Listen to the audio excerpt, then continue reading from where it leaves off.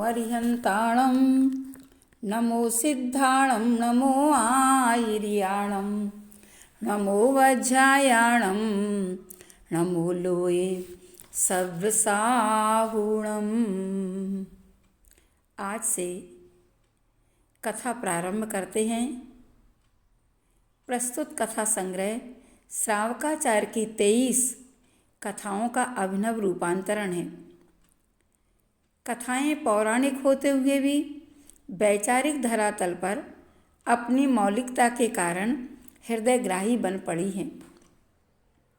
अब तक के उपलब्ध 35 श्रावकाचारों में रत्नकरंडक श्रावकाचार अपने शिल्प, वैभव एवं विस्तृत किंतु सूक्ष्म श्रावकचर्या की विवेचना के कारण सर्वाधिक विस्तृत है।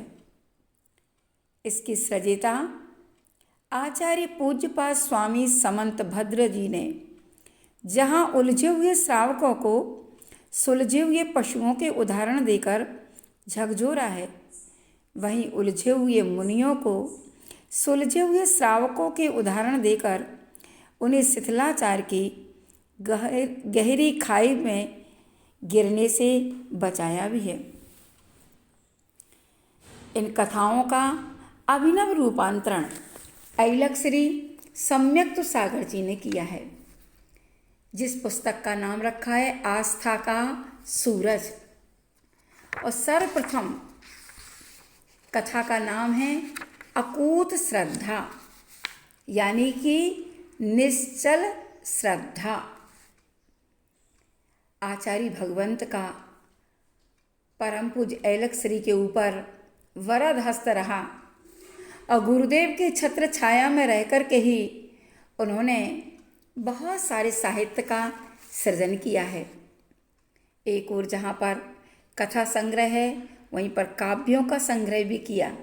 उपन्यास, प्रवचनों, नाटक और श्रावक समाज और राष्ट्र के लिए भी बहुत सारे उन्होंने ऐसे लेख लिखे जिनके माध्यम से लोग सही दिशा प्राप्त कर सकते हैं।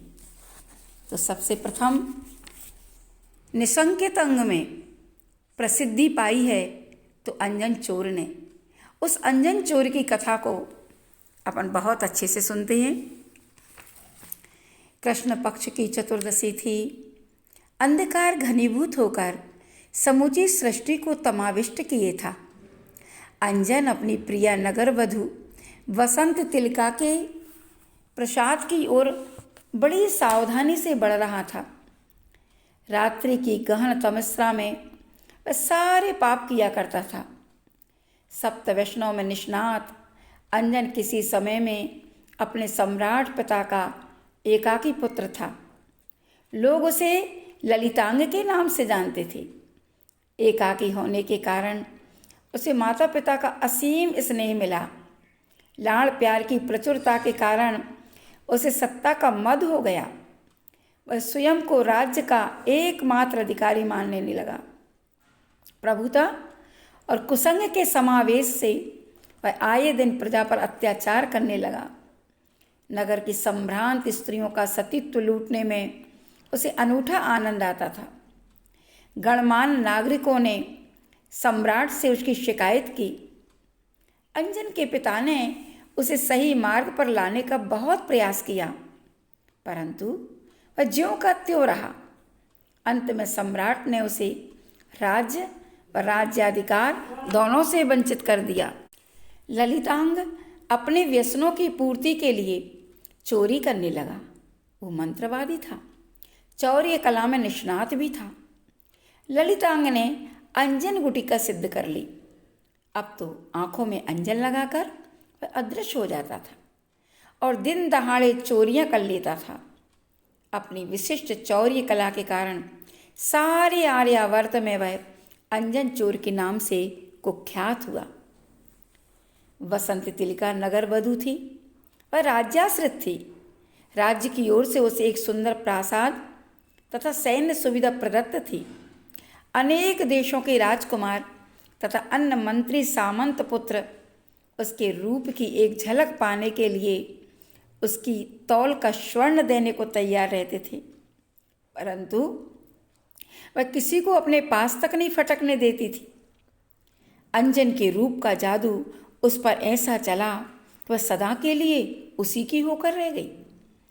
अंजन प्रतिदिन उसके द्वार पर रूप की देवी के दर्शनार्थ आता और चोरी में प्राप्त बहुमूल्य वस्त्राभूषण उसके चरणों में अर्पित कर देता था और बदले में पाता था बसंत तिलका का दुर्लभ सामीप्य।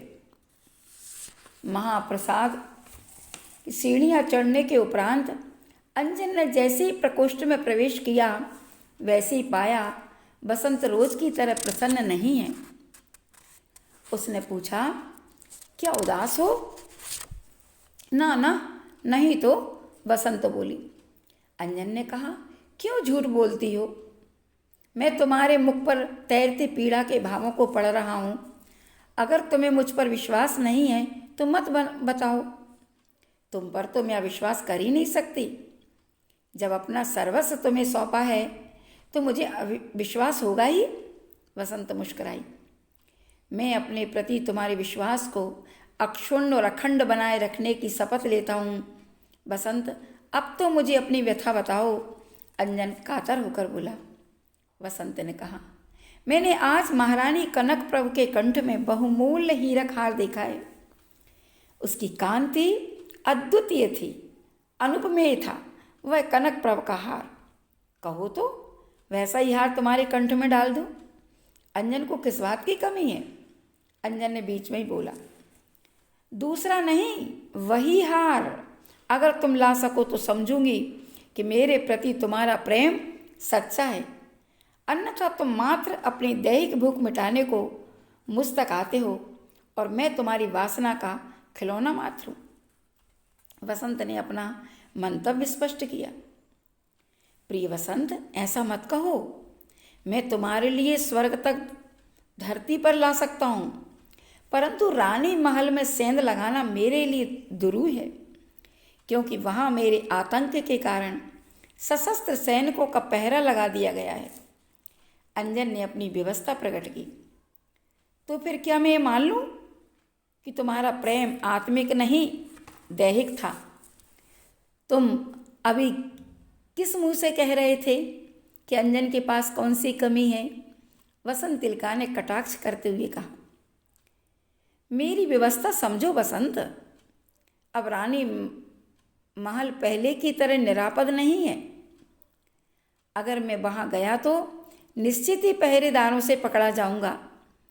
मेरे प्राण न बच सकेंगे। अंजन दीनतापूर्वक बोला। बस हार गए ना। मैं तो पहले से ही जानती थी कि तुम सबसे बड़े कायर हो। सबसे बड़ा अपराधी ही सबसे बड़ा कायर होता है। अंजन, प्रेमी अपने प्राणों को नहीं, अपनी प्रेयसी की इच्छा को महत्व देता है। अगर अपने प्राणों के मूल्य पर प्रेम का मूल्य चुका सको तो ही मेरे प्रासाद की ओर रुख करना, अन्यथा कभी भी इस तरफ नहीं आना। वसंत तिलका प्रेमिका की नहीं, वेश्या की भाषा बोल रही थी। मुझे तुमसे ऐसी आशा नहीं थी वसंत कि तुम अपनी आकांक्षा को पूर्ण करने मेरे प्राणों को संकट में डाल दोगे। मैं तुम्हें वैसा ही दूसरा हार दे सकता हूँ। अंजन का स्वर क्षीण था। नहीं, बिल्कुल नहीं। मैं कुछ भी सुनना नहीं चाहती। लूँगी तो वही हार, अन्यथा मेरा तुमसे कोई संबंध नहीं है। बसंत सेना तो नक्कर बोली। संबंध विच्छेद करने की बात बार बार कहकर मेरा दिल न दुखाओ बसंत। तुम्हारे सिवा मेरा इस दुनिया में और है भी कौन? मैं तुम्हारी इच्छा पूर्ण करने के लिए इसी क्षण जा रहा हूँ, परंतु तुम मुझसे आंखें मत फेर लेना। अंजन कातर था। अंजन चोर ने आंखों पर अंजन लगाया और रानी महल की ओर चल पड़ा। प्रेम जब स्वार्थ से जुड़ता है तब वह अपनी वास्तविकता से च्युत हो जाता है। वेश्या का प्रेम व्यक्ति से नहीं किंतु उसकी संपत्ति से होता है। वसंत तिलका ने आज अंजन की प्राणों को संकट में डालकर अपनी स्वार्थपरता से प्रेम की अस्मिता को खो दिया था। अब वह प्रेमिका नहीं, वेश्या थी। वेश्या के प्रेम में अंधा अंजन उसके स्वार्थ के मुखौटे के पीछे छुपे कुरूप चेहरे को नहीं देख सका। उसका प्रेम निर्दोष था, तभी वह उसके लिए अपने प्राणों को संकट में डालकर चुपचाप रानी महल में प्रविष्ट हो गया। सैनिक अंजन के कारण उसको देख ना सके। शयन कक्ष में स्वर्ण निर्मित दीपाधार पर एकाकी दीप जल रहा था। संयोग से उस दिन महारानी कनकप्रभ एकाकी ही स्वर्ण खचित पर्यंक पर सो रही थीं। अंजन ने अवसर का लाभ उठाते हुए बड़ी सावधानी से उनके कंठ से हार उतारा और अपने उत्तरी में छुपा लिया। फिर अत्यंत सावधानी से महल के बाहर निकल गया। अंजन ने हार तो छुपा लिया, परंतु उसकी कांति को नहीं छुपा सका। सैनिकों ने जब देखा कोई अद्वितीय चमक भागती जा रही है तो समझ गए अंजन चोर चोरी करके भाग रहा है, और वे सब उसके पीछे चिल्लाते हुए दौड़े, पकड़ो पकड़ो, अंजन भाग रहा है। अंजन बेतहासा भागा जा रहा था। हार की चमक का अनुसरण करते हुए सैनिक लगातार उसका पीछा कर रहे थे। अंजन बुरी तरह हाँफ रहा था, पूरा शरीर पसीने से सराबोर था। इस बीच उसकी आंखों का अंजन छूट गया। अब वह स्पष्ट दिखाई देने लगा। उसने सोचा अगर वह हार न फेंका अवश्य प्राण संकट में पड़ेंगे, अतः हार फेंक देना चाहिए, और उसने शीघ्र ही हार फेंक दिया। अब वह स्वयं को अंधकार की शरण में सौंपकर भागने लगा। सैनिकों ने हार छोड़ने के उपरांत भी अंजन का पीछा नहीं छोड़ा। वे इस अवसर को यूं ही हाथ से नहीं जाने देना चाहते थे, क्योंकि अंजन को पकड़ने के कारण उन्हें भारी पुरस्कार मिलने की आशा थी। वसंत तिलिका का अपने स्वार्थ के कारण उसके प्राणों को संकट में डालना अंजन को बेहद अखर रहा था। जिस व्यामोह ने उसे बींधा था वह इस घटना से टूट पड़ा। जिस व्यामोह से उसे बांधा था वह इस घटना से टूट गया। संकट के समय ही सत्य का बोध होता है। वसंत के प्रेम की पृष्ठभूमि में छिपा स्वार्थ अब अंजन को स्पष्ट दिखाई दे रहा था। वह दौड़ते हुए सोच रहा था कि संसार बस अपना स्वार्थ ही देखता है। वह अपने अभिष्ट के लिए दूसरे के प्राणों का मूल्य नहीं समझता। अंधेरे में अंजन को प्रकाश की किरण मिली। जो अंधेरे में देखा जा सकता है वह प्रकाश में संभव नहीं। अंधकार का एहसास ही प्रकाश का अर्थ है। मैंने जिसको अपना समझा वह वास्तव में मेरा नहीं था। अंजन का भ्रम टूट चुका था। वेश्या तो सर्वसाधारण ही भोग्य होती है, वह एक पुरुष की कैसे बन सकती है। वह रूप का जाल जो बसंत ने मुझ पर फैलाया था वह मात्र आकांक्षाओं की पूर्ति का एक साधन भर था। विचार मग्न अंजन के सारे बंधन टूटकर गिर चुके थे।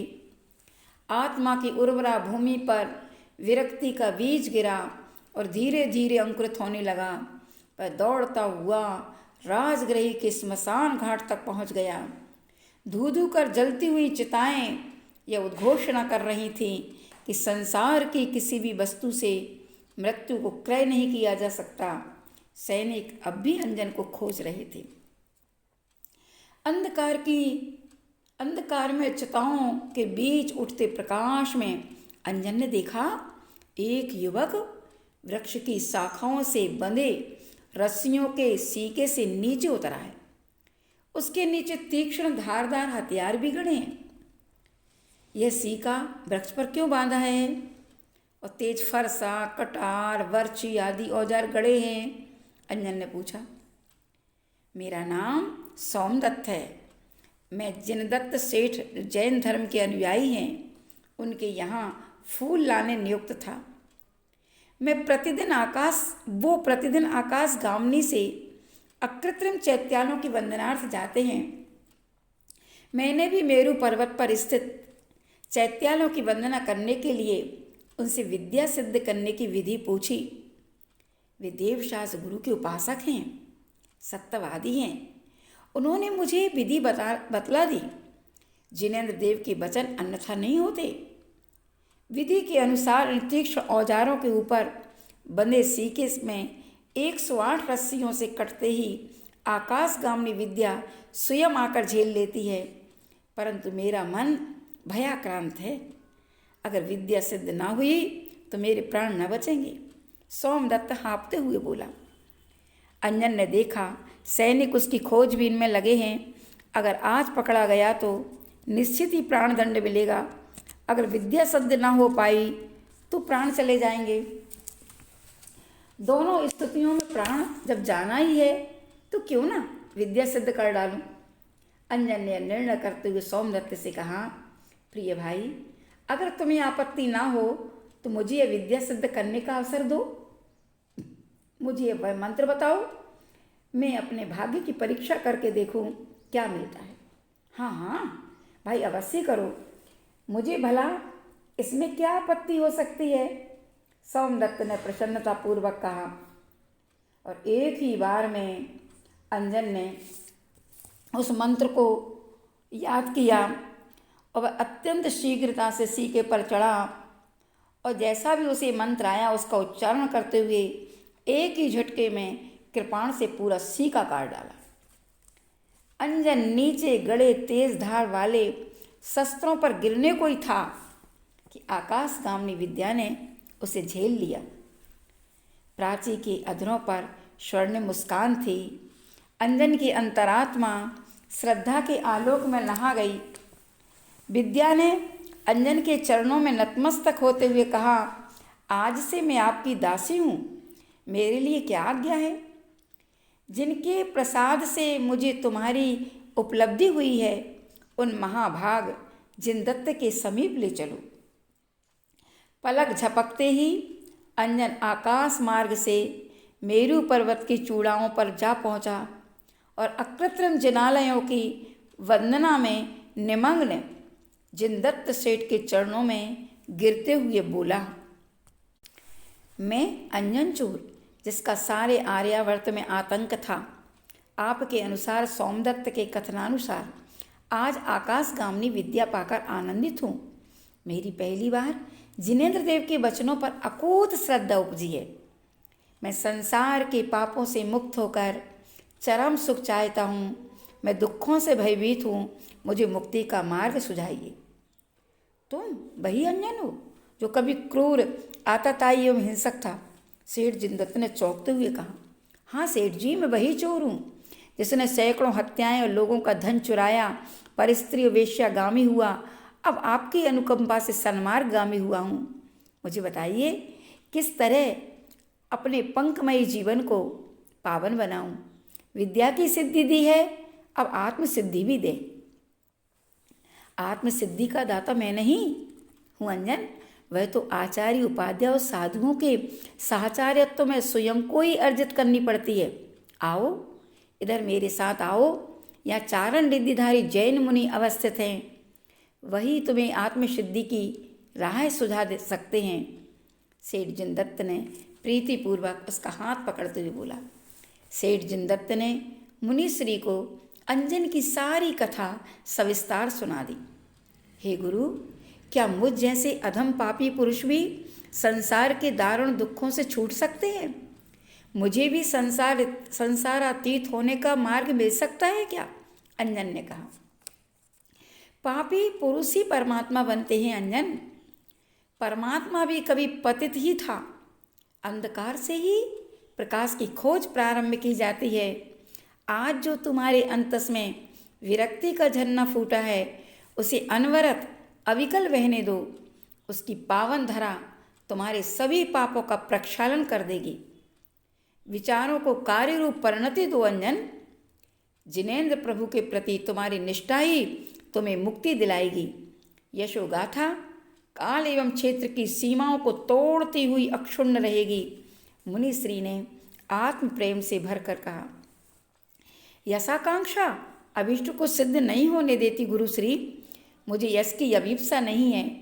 आप तो मुझे अपने आप अपने समान बनाकर जैनेश्वरी दीक्षा प्रदान करें।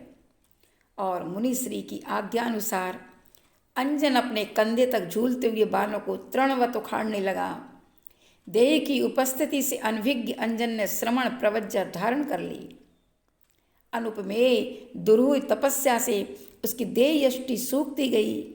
आत्म तेज की अलौकिक दीप्ति उसे प्रकाशित करने लगी और एक दिन कैलाश पर्वत की चूड़ाओं से अंजन निरंजन हो गया। जय हो जय हो जय हो।